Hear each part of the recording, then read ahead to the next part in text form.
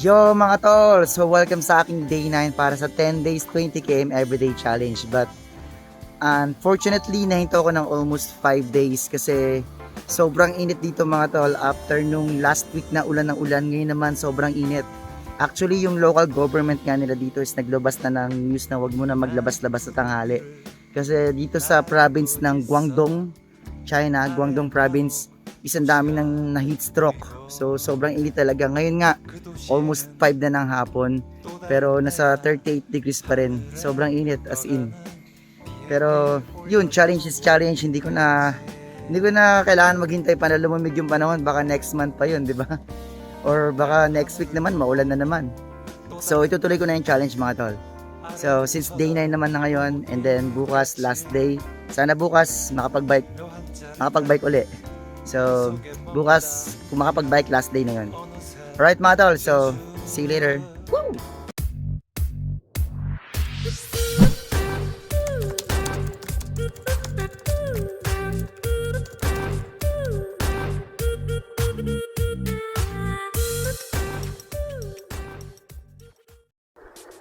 So, mga tol, yun. As usual, palabas na ako ng resort. Dito na, ito na yung gate. Same sa lahat ng video ko. Ito yung start yung palabas ng resort. So, yun, mamaya ulit mga tol. Yo mga tol, so ngayon nandito na ako sa labas ng resort. Papunta na ako dun sa may intersection. Yan, dun sa unahan ng konti, dun na yung intersection. Tingnan nyo naman mga tol. Wala man ng kaulap-ulap. Buti na lang maraming puno rito. Kahit pa paano yung init medyo nababawas-bawasan pero mainit pa rin talaga. Lalo na pag around alauna, alas 2 ng tanghali, grabe. Ngayon nga mag-alas 5, 38 degrees. Grabe. Hello shadow. Let's go.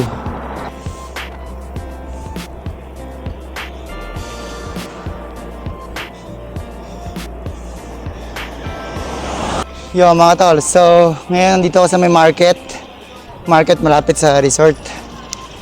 Kasi dito ako dumaan kasi tinignan ko kung bukas na yung pinagpapatahian ko ng mga damit saka pantalon, kaso sarado So ayun, hindi ko na lang dito, kaliwa na lang dito tapos dire-diretso na.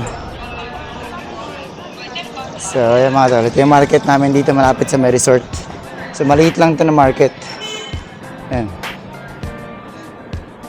Diba? So dun sa unahan ng konti, kakanan, tapos yun, dire-diretso na yan. Alright.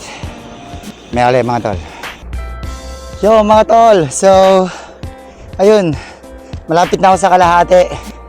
So dun sa unahan ng konti, kalahati na yan. Nasa kalahati na ako. So by the way mga tol, hindi ko nahahabaan tong video kasi nagmamadali rin ako Kasi meron kaming show mamaya, tapos yung boss, nandiyan pa yung boss, manonood mamaya. So kailangan makauwi ng maaga, makapag-prepare na maayos. Kaya yun, iklihan ko lang yung video.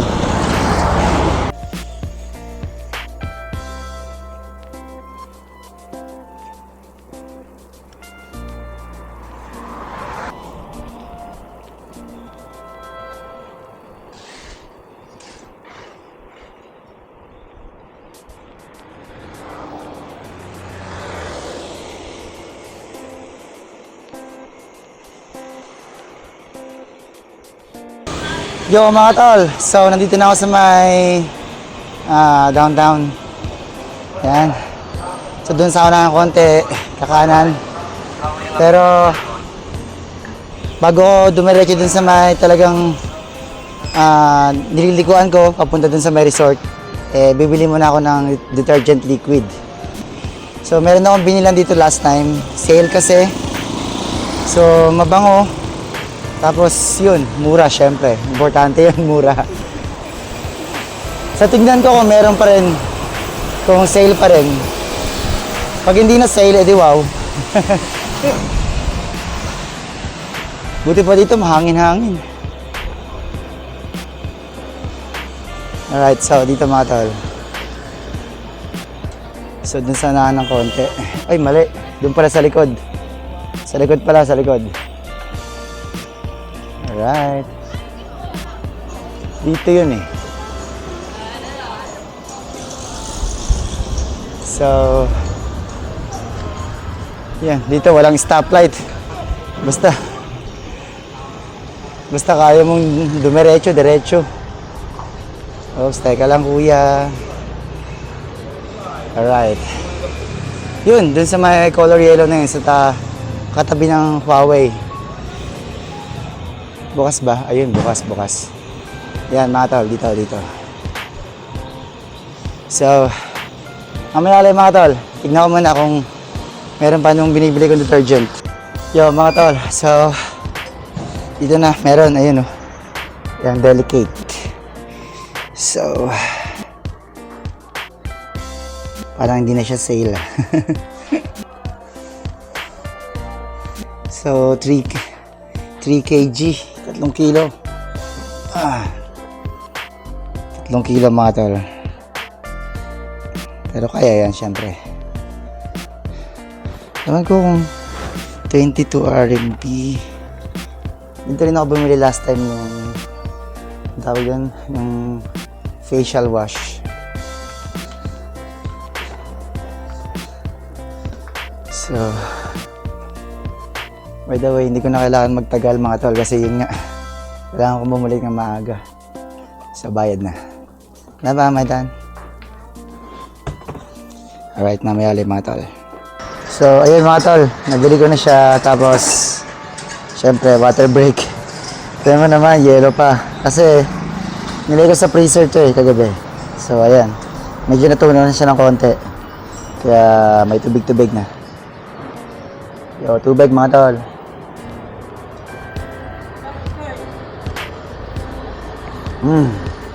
Grabe sarap. Mamaya ulit. Yo mga tol, so ayun. Tapos na makapag water break. Ang bigat ng bag ko, grabe. Nadagdagan ng ng 3 kilo. Pero syempre, highs lang. So ayun mga tol, diretso dyan ang konti, tapos kakaliwa, pagkaliwa, kakanan ulit, tapos yun, dire-diretso na. Ang sarap ng pagkainom ko ng tubig Parang sa tingin ko ngayon ko lang napipili yung kung gaano ka-importante yung tubig na malamig. Pag nagbabike ako, grabe. Kasi pag nasa kwarto lang ako, madalas na din ako minom ng tubig, pero hindi yung ganitong feeling na wow, na pag inuman ng tubig, wow. Kasi syempre, di ba? Pumapadyak, siguro ganun. Hindi siguro, ganun talaga. Pero yung pagka-appreciate ko dun sa tubig, grabe, sarap. Mamaya sa unahan ng konti. Water break ulit ng konti. Ganda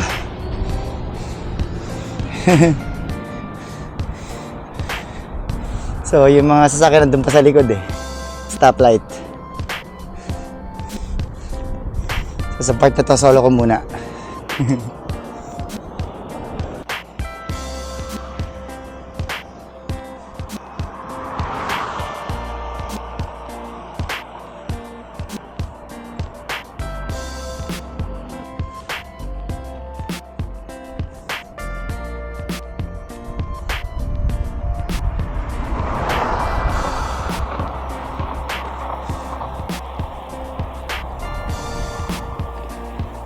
Yo mga tol, so ayun, meron bang 7 kilometers, kita ba?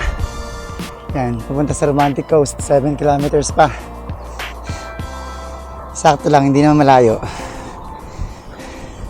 So, ang daming daming pato.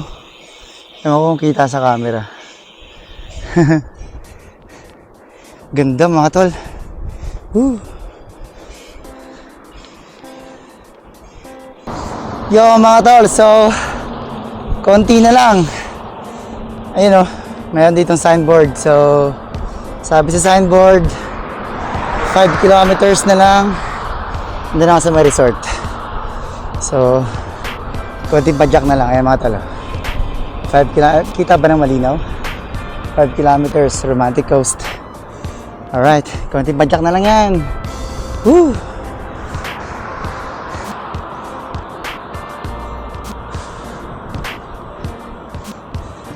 Yo mga tol, so ayun, malapit na ako dito sa resort. So kita ko na nga yung bubong ng mga yung bubong ng mga hotel dito sa resort.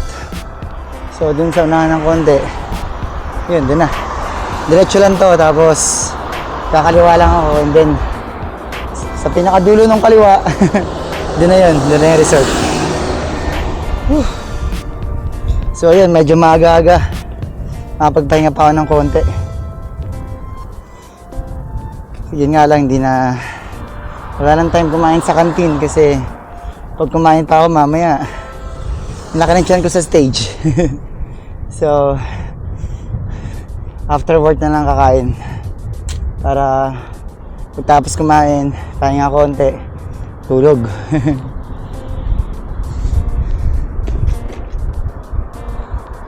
Fish pond na anytime pwede mamingwit.